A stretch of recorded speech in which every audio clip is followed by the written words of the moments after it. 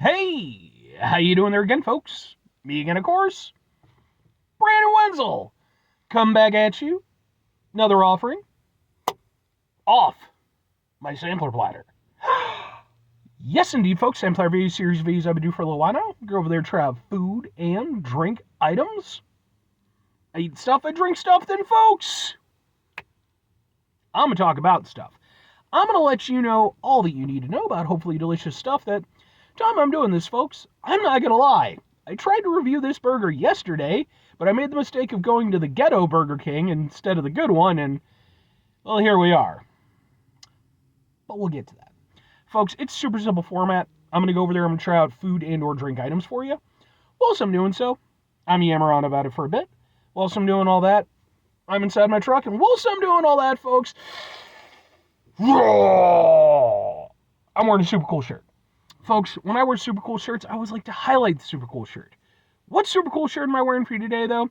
Happens to be my brand spanking new, boom, Dead shirt. Yeah! What the hell is Dead, though? So, Dead are a kind of new generation nu metal band, sorta. If you're unfamiliar with nu metal, it's a subgenre of metal, although some metalheads debate that. I do not. It is a subgenre of metal that became very popular in the late 90s and early 2000s, kind of in combining elements of metal and hip-hop. And it kind of faded out in, sort of after that period of time, but it's had sort of a re-emergence. And that's where Dead comes into play. They started up in, I believe, the 2010s, I want to say off the top of my head. And they're a band out of Arizona, but the thing is, they actually already had nu metal roots. Like, they ain't spring chickens. The lead singer had previously been the lead singer of a band called Half Gain back in the day. I got into these guys a few years ago. I really liked their stuff. I was fortunate enough to see them perform live for the first time just a few days ago. I have videos of said performance on my channel, just in case maybe you want to check it out. If nothing else, I'd be more than happy to kind of point you in the right direction as far as their music goes, because I think they're really fucking awesome. But anyway, what am I trying for you today, folks? What are we doing here? Ghetto Burger King, indeed. So yeah, I known about this particular item from Burger King for a little bit, and I've been wanting to review it. And I made the mistake of going to the Burger King that's closest to my house, which is just, they're just not great when it comes to most things. And they didn't have it available. So today, I went over there and I made a special trek to the better Burger King so that I could review, boom! But what is this? This is the super fancy Steakhouse Bacon Whopper, which consists of crispy bacon, tomato, lettuce, Swiss cheese, and then the fancy stuff, A1 sauce, crispy onions, peppercorn aioli. Ooh, sounds like it could be good. I do love A1 on a burger. First time I ever had steak sauce on a burger, I was like, oh my god, where has this been my whole life? Oh boy, it's a little bit, yeah, okay. Alright, it looks like this. Just kind of go like this. We'll go, ha ha ha ha ha! And yeah, let's give it a go. The crispy onions are a bit loose. Please don't fuck up my my brand new Dead shirt.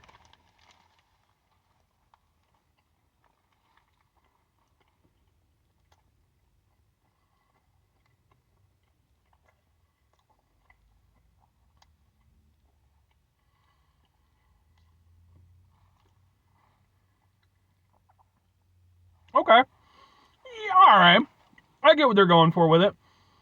They're aiming for it to be a little bit more of a luxurious experience. Okay.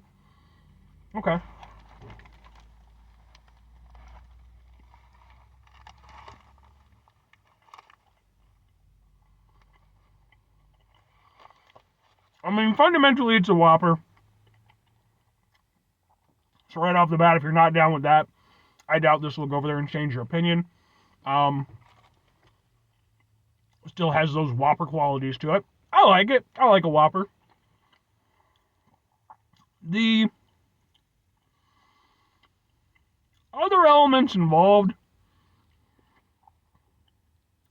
I don't know, a little bit underwhelming for kind of what I was hoping. Um, the Swiss cheese is coming through nicely, which is nice. I like that. I was hoping for more of a tanginess from the A1 sauce, and I mean A1 sauce is, I mean it's a little bit divisive, I guess, but I like A1 sauce.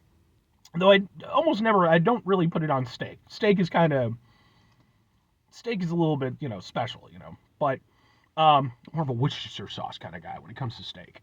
Um, but I think that kind of the problem is it's mixing with like the peppercorn aioli, and instead of like both of those things coming through and like really being like these nice, complementary elements, they're sort of, I wouldn't say they're fighting, but like they're not enhancing each other. They're sort of melding together a little bit and kind of becoming this new thing, and it's not better than the sum of its parts.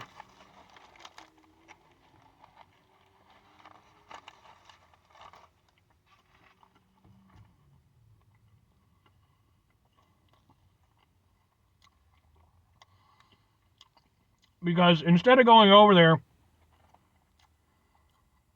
having the nice tanginess from the A1, you get sort of the beginning of it, and then it trails off. It never reaches that flavor crescendo. And then, you have the peppercorn aioli, which it's nice, it's creamy for what it is, but you're not really getting like a strong peppercorn flavor or anything because it's competing with the A1. So instead, what you get is this kind of like slightly peppery, kind of weak, creamy tasting sauce that like, well, not bad or anything, but yeah, it doesn't come through the way you'd want it to. The bacon is almost a non-factor. Like Burger King bacon isn't terrible fast food bacon, but it's not great. It's there. You get a little something from it, but like honestly, when it comes to Burger King and bacon, for the most part, it's almost a non-issue. It's okay. The crispy onions, like crispy onions can be great, but like you need to have like properly nice crispy onions. These I feel are kind of weak.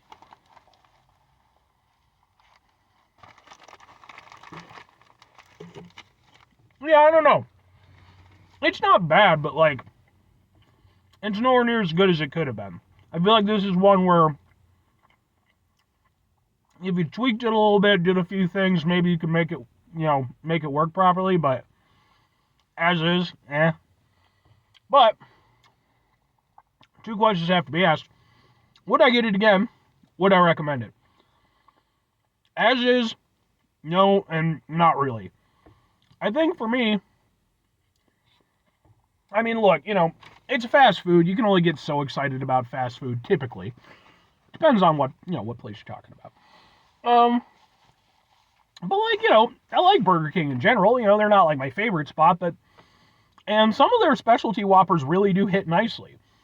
This one, I really felt had all the makings to be, one of those ones that would hit.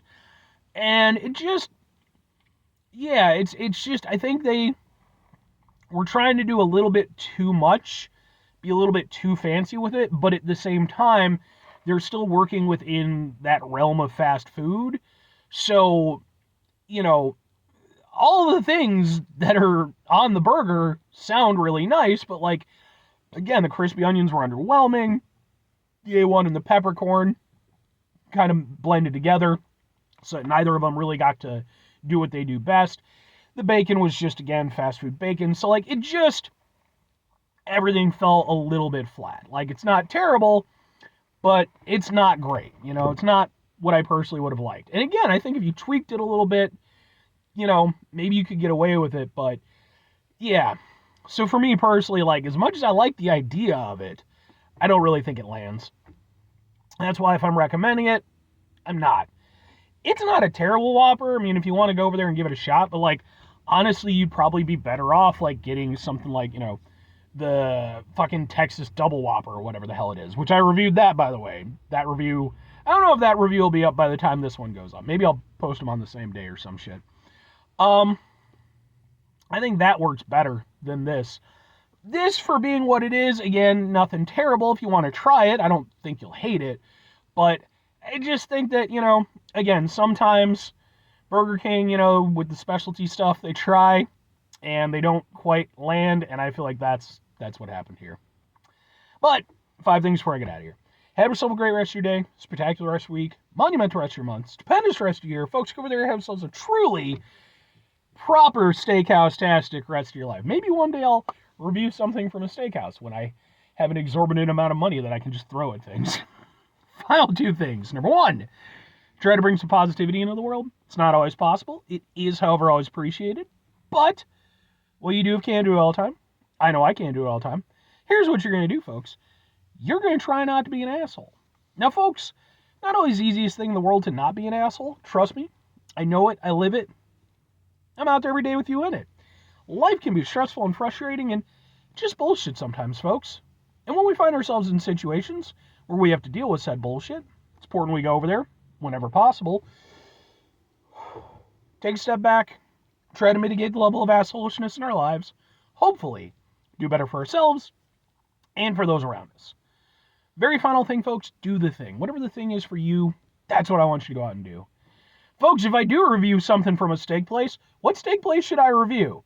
Let's keep it to the chain locations, because, let's be realistic. Again, I can't realistically afford to go over there and go to, a super fancy place as a one-off video. I do have to kind of think about the financial end of this a little bit. But let me know.